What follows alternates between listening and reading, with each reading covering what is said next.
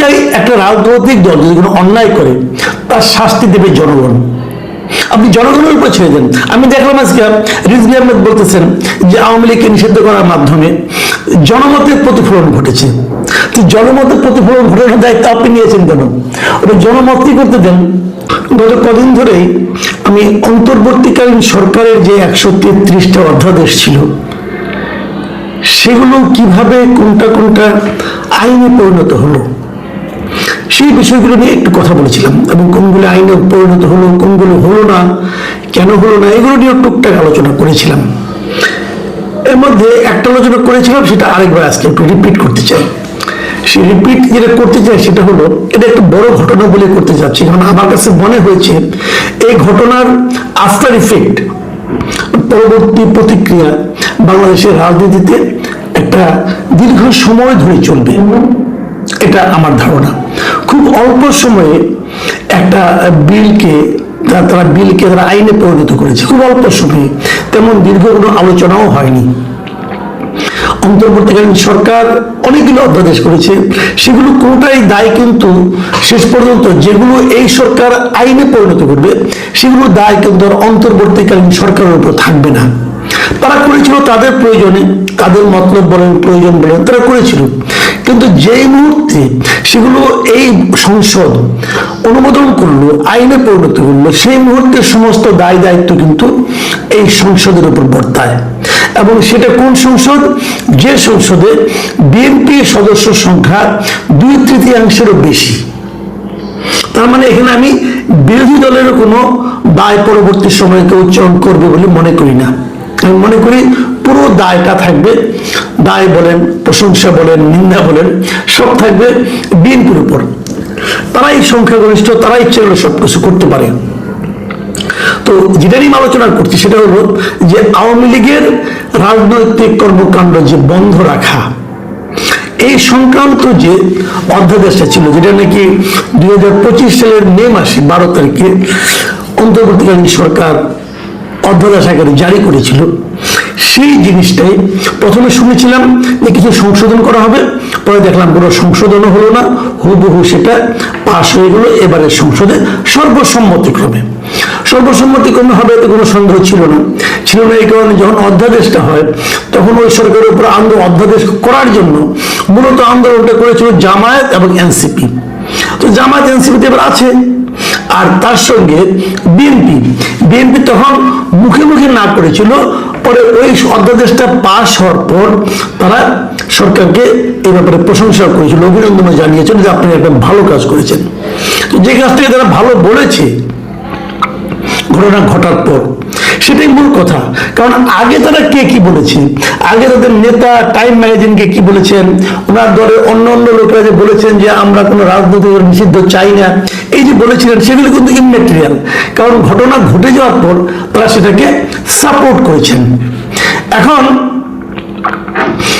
সেই সাপোর্টটাই তাদের আসলে মূল অভিব্যক্তি, মূল চিন্তা, সেটাই কিন্তু আমরা এবার দেখতে পেলাম এই বিল পাস হওয়ার মাধ্যমে। তারা বললেন যে তারা আওয়ামী লীগের নিষিদ্ধ চান, এবং সে অনুযায়ী তারা আপাতত তারা আওয়ামী লীগ কোনো কর্মকাণ্ড পরিচালনা করতে পারবে না যতদিন তাদের বিচার না হবে। এইগুলো বেসিক ঘটনা। আমি এটার প্রতিক্রিয়াটা কি হতে পারে সেটা নিয়ে একটু কিঞ্চিত আলাপ করতে চাই। দেখুন, বাংলাদেশের ইতিহাসে রাজনৈতিক দল নিষিদ্ধের ঘটনা কতবার ঘটেছিল? খুব বেশিবার কি ঘটেছিল? প্রথম একবার ঘটেছিল বঙ্গবন্ধু শেখ মুজিব স্বাধীন হওয়ার পর। প্রথম আমাদের সংবিধানে একটা ঘটনা ঘটানো হয়েছিল, সংবিধানে বলা হয়েছিল যে ধর্মভিত্তিক রাজনৈতিক দল নিষিদ্ধ করা হয়েছিল, এবং এই ধর্মভিত্তিক রাজনৈতিক দল নিষিদ্ধ করার কারণে অটোমেটিক্যালি বাংলাদেশের বেশ কয়েকটা রাজনৈতিক দল নিষিদ্ধ হয়ে গিয়েছিল। সেগুলো হলো জামাতে ইসলাম, তো মুসলিম লীগ ধর্মভিত্তিক রাজনৈতিক দল করত, নিজামে ইসলাম, পিডিপি, এই নুরুল আমিন ছিল একজন ব্যক্তি, ওনার দল, এইগুলি কিন্তু অটোমেটিক্যালি নিষিদ্ধ হয়ে গিয়েছিল প্রথমবার। তারপরে নিষিদ্ধ করলো দ্বিতীয়বার করলো বঙ্গবন্ধু শেখ মুজিবুর রহমান নিজে। এবার সংবিধান সংশোধনের মাধ্যমে না, উনি এটা করলেন, সংবিধান সংশোধনের মাধ্যমে করলেন।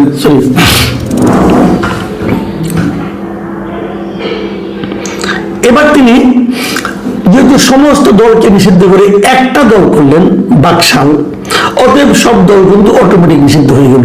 সেখানে আওয়ামী লীগও নিষিদ্ধ হয়ে গেল, আরো যা দল ছিল জাসদ সব নিষিদ্ধ হয়ে গেল। এই নিষিদ্ধ দলগুলোকে আওয়ামী লীগ, এই জন্য কিন্তু আওয়ামী লীগকে বলা হয় যে রাজনৈতিক দল নিষিদ্ধ করার ইতিহাস প্রথম আওয়ামী লীগ চালু করেছিল। কথা সত্য, কিন্তু ইন্টারেস্টিং হলো আওয়ামী লীগ সেবার আওয়ামী লীগকেও নিষিদ্ধ করেছিল, মাথায় রাখবেন।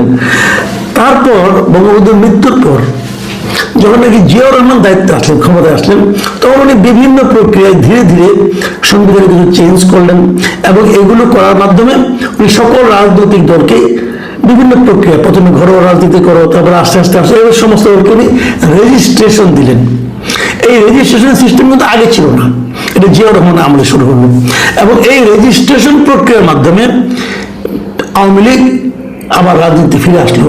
ওই আওয়ামী লীগ বাকশালে যারা ছিল ওই লোকগুলি কিন্তু বাকশাল তারা কোনো নিয়ে আসলো না, আওয়ামী লীগ নিয়ে আসলো। এবং এই জন্যই কিন্তু অনেকে বলেন যে বঙ্গবন্ধু রাজনৈতিক দলকে নিষিদ্ধ করেছিলেন, জিয়াউর রহমান রাজনৈতিক দলগুলোকে ওপেন করে দিয়েছিলেন, সেই নিষিদ্ধতা উঠিয়ে নিয়েছিলেন।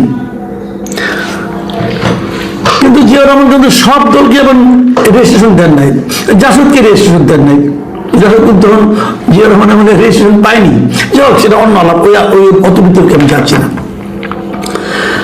ট্র্যাজেডিটা হলো যে জিয়াউর রহমানকে বলা হয়ে থাকে যে উনি নিষিদ্ধ হওয়া রাজনৈতিক দলগুলোকে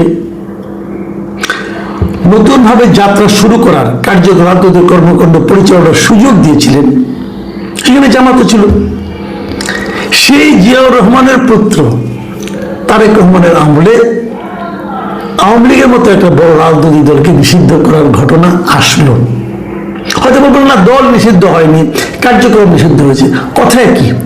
কথা একই কারণে এই দল ইলেকশন করতে পারবে না, এই দল একটা মিটিং করতে পারবে না, এই দল তার দলের পক্ষে কেউ স্লোগান দিতে পারবে না, এই দল অনলাইনে কোনো প্রচারণা চালাতে পারবে না, এগুলো সব বেআইনি হবে।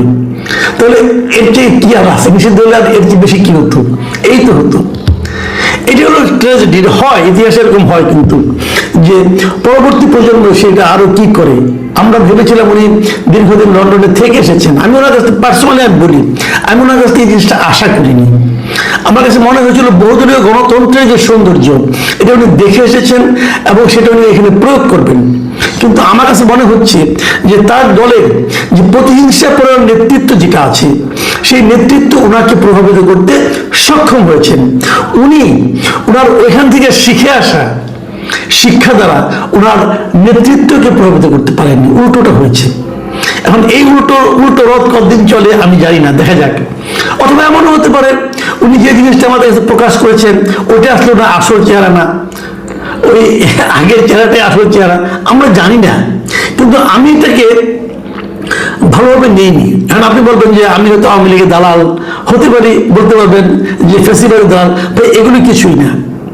আমি যেটা চাই, আমি চাই একটা রাজনৈতিক দল যদি কোনো অন্যায় করে তার শাস্তি দেবে জনগণ। আপনি জনগণের উপর ছেড়ে দেন। আমি দেখলাম আজকে রিজভী আহমেদ বলতেছেন যে আওয়ামী লীগকে নিষিদ্ধ করার মাধ্যমে জনমতের প্রতিফলন ঘটেছে। তো জনমতের প্রতিফলন ঘটানোর দায়িত্ব আপনি নিয়েছেন কেন? ওটা জনমত কি করতে দেন। আপনারা জনগণের কাছে কি এই এজেন্ডা নিয়ে গিয়েছিলেন? আপনাদের যে নির্বাচনী ইশতেহার ছিল সেখানে কোথাও আপনারা বলেছিলেন যে আপনারা নির্বাচিত হলে আওয়ামী লীগকে নিষিদ্ধ করবেন? বলেছিলেন? বলেননি। বরঞ্চ আপনারা বহুদলীয় গণতন্ত্র স্থাপন করবেন এবং আপনার নেতার যে বক্তব্য যেটা টাইম ম্যাগাজিনে প্রচারিত হয়েছিল ওটাকেই জনগণ মনে করেছিল যে এটাই বিএনপি। কিন্তু জনমতের প্রতিফলন তো আপনার ঘটাননি। এই যে আপনি 2/3 আসন পেয়েছেন, আপনাকে নির্বাচন আগে বলেছেন যে আমরা নির্বাচিত হলে আমাদের 2/3 যদি আপনারা সমর্থন দেন আমরা যে আওয়ামী লীগকে নিষিদ্ধ করবো? বলেননি তো আপনারা। তাহলে এটা করার মাধ্যমে আপনি কি অর্জন করলেন? অনেকে বলেন যে নানা কারণ হতে পারে। আপনারা মনে করেন যে আওয়ামী লীগ 2/3 সংখ্যাগরিষ্ঠতা পাইছে, এখন তারা খুব একটা নির্ঝঞ্ঝাট ভাবে খুব কোনো ধরনের চ্যালেঞ্জ ছাড়া তারা একটা ক্ষমতা উপভোগ করছে এবং এই সময় যদি আওয়ামী লীগ ব্যাক করে তাহলে তো তার সামনে একটা বড় একটা চ্যালেঞ্জ হয়ে যাবে। সেই চ্যালেঞ্জটা যাতে না আসে এই জন্য তাদেরকে নিষিদ্ধ করে দিয়েছে। আমি মনে করি এই যুক্তিটা ধরতে টিকবে না। টিকবে না এই কারণে আওয়ামী লীগকে আপনি আস্থা দিচ্ছেন না, কিন্তু আওয়ামী লীগের যে ভোটগুলো আছে সেগুলো কি হবে? আপনারা কি মনে করেন যে এই ঘটনার পরও এই লোকগুলো আপনাদেরকে ভালোবেসে ভোট দেবে? ভাবেন আপনারা? আবার দেখুন বাংলাদেশের রাজনৈতিক ইতিহাস কি, এটা অবশ্য অতটা জোরালো যুক্তি না, কিন্তু তবু একটু বলি। সেই যুক্তিটা হলো যে বাংলাদেশে কিন্তু আমরা দেখেছি যে প্রতিবার যদি নির্বাচনটা অবাধ এবং সুষ্ঠু হয়, তাহলে ক্ষমতাসীন দল নির্বাচনে বিজয়ী হয় না। এটা আমরা দেখেছি, 91 সাল থেকে দেখে আসছি। আগামী নির্বাচন যদি অবাধ এবং সুষ্ঠু হয়, তাহলে ওই ফর্মুলাতে সম্ভাবনা থাকে একটা যে বিএনপি ক্ষমতায় আসতে পারবে না, অন্য কোনো দল আসবে। আওয়ামী লীগ তো নাই, তাহলে কে আসবে? জামাতে ইসলাম আসবে। জামাতে ইসলামের মতো একটা দল যদি ক্ষমতায় আসে, বিএনপি কি অবস্থা হতে পারে? আমি বিএনপিকে একটা চিন্তা করতে বলি। আপনারা ভাবুন, যদি আওয়ামী লীগ ক্ষমতায় আসে অথবা যদি জামাত ক্ষমতায় আসে, আপনার জন্য কোনটা বেশি স্বস্তিকর হবে?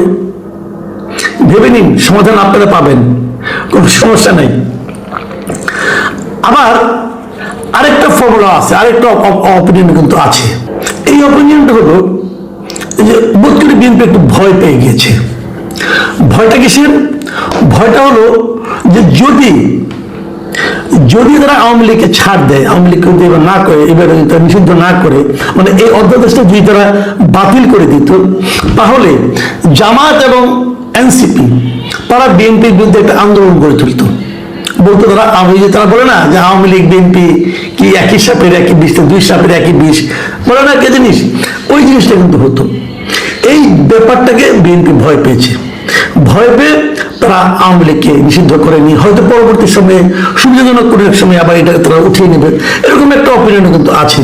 যদি এটা হয়, সেটাকেও আমি খুব একটা গ্রহণযোগ্য মনে করি না। এই একই ফর্মুলায় তারা কিন্তু নির্বাচনের আগে ওই যখন হলো, সংস্কার হলো, সনদ হলো, তারপর হ্যাঁ ভোট না ভোট হলো, তারা কিন্তু ইচ্ছার বিরুদ্ধে এমন অনেক কাজ করেছে যার জন্য তাদের এখন কথা শুনতে হচ্ছে। তো এটা যদি হতো, তাহলে বরঞ্চ তারা যদি জামাত এনসিপি তারা কথা বলতে বটে, কিন্তু তারা কিন্তু পাশাপাশি আওয়ামী লীগের সমর্থকদের পেয়ে যেত, কিন্তু সেটা তারা রিস্ক নেয়নি। এবং আরেকটা অপিনিয়ন যেটা বিএনপি কেউ বলছেন যে আগামীতে স্থানীয় সরকার নির্বাচন আছে, সেই স্থানীয় সরকার নির্বাচন যদি আওয়ামী লীগ মাঠে থাকে, তাহলে তারা একটা বেকায়দায় পড়বে। এই জন্য তারা আওয়ামী লীগকে আপাতত নিষিদ্ধ রেখেছে। হয়তো স্থানীয় সরকারের পরে তারা আবার হয়তো অন্য কিছু করতে পারে, এটা হতে পারে। বাট এটাও আমার জন্য মনে হয় না খুব একটা সুবিধা হবে। কারণ আমার কেন যেন মনে হয় যে স্থানীয় সরকার নির্বাচনটা অবাধ এবং সুষ্ঠু হয়, যদি এই দুটো উপনির্বাচনের মতো না হয়, যদি শেরপুরের মতো না হয়, তাহলে আওয়ামী লীগের ভোট কিন্তু উল্টা দিকে যেতে পারে ভাই, বড় বেকায়দায় পড়তে পারেন। যা হোক, এগুলি আপনারা দেখবেন, দেখার পরে হয়তো মোটামুটি ধারণা করতে পারবেন আসলে কোন দিকে যাচ্ছে।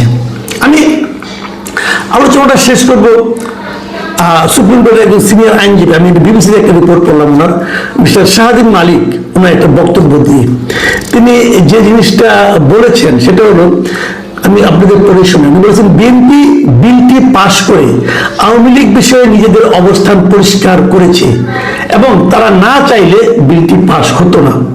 একটা দলের নেতাকর্মী বা সাধারণ সদস্যরা অপরাধ করতে পারে, তার বিচারও হতে পারে, কিন্তু তার জন্য দল বা দলের কার্যক্রম নিষিদ্ধ বহাল রেখে বিএনপি সরকার ভবিষ্যতেও অনেক দল নিষিদ্ধের ক্ষেত্র প্রস্তুত করলো। এটা কিন্তু ওনার বক্তব্য। এবং ওনার আরো একটা বক্তব্য হলো যে আওয়ামী লীগের হাতে বিএনপি নির্যাতিত হয়েছে। এখন কেউ যদি মনে করে বিএনপিও প্রতিশোধমূলক বা প্রতিহিংসামূলক সিদ্ধান্ত নিয়েছে, তাহলে তাকে দোষ দেওয়া যাবে না। আমার মনে হয় বিএনপি নেতারা, আমি আরো অনেক উদাহরণ দিতে পারতাম, আপাতত এই পর্যন্ত থাক। আমি আশা করি বিএনপি নেতৃবৃন্দ ডক্টর শাহাদিন মালিকের এই মন্তব্যগুলো